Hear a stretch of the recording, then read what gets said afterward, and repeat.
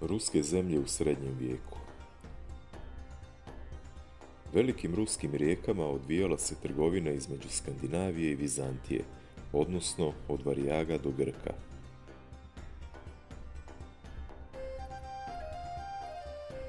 Na obalama ovih rijeka Vikinzi ili Varijazi su podigli više naselja.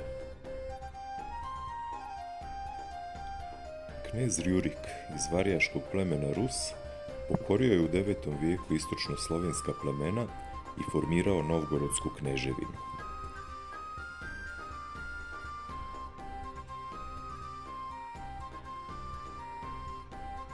Tako se među pokorenim slovenskim plemenima proširilo rusko ime. Rjurikov rođak Oleg u 10. vijeku je za sjedište kneževine izabrao Kijev, čime je nastala Kijevska kneževina ili Kijevska Rusija.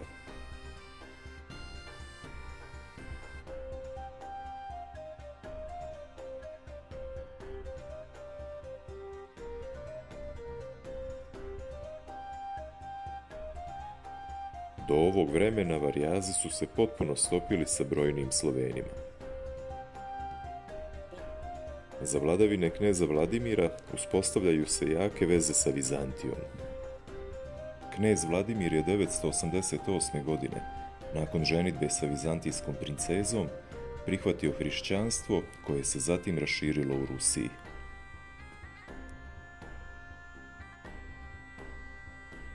Uz hrišćanstvo se među Ruse širio i kulturni i politički uticaj Vizantije.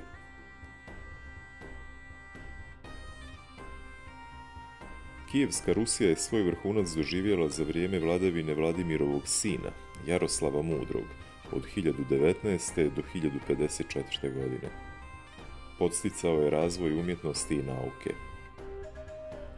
Iz Vizantije je pozvao graditelje koji su podigli nekoliko manastira i crkava.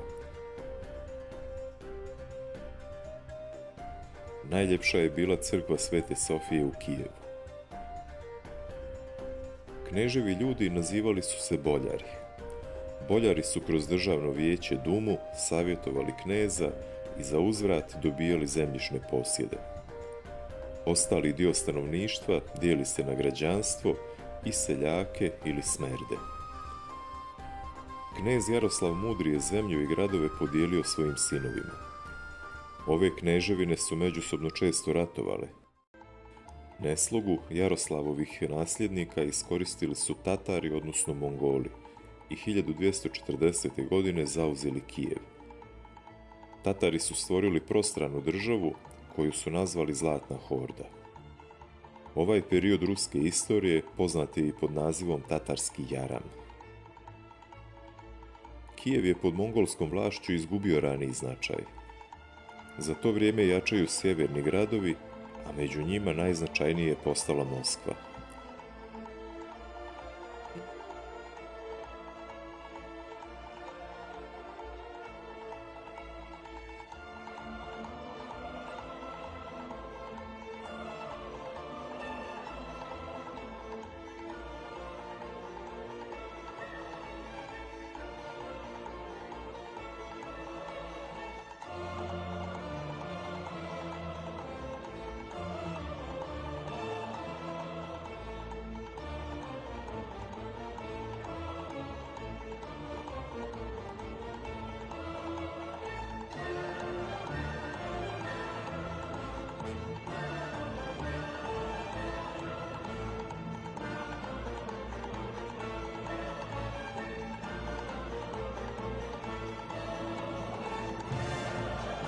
Vlast Tatara nad ruskim kneževima konačno je slomio knez Ivan III. Vasiljević od 1462. do 1505.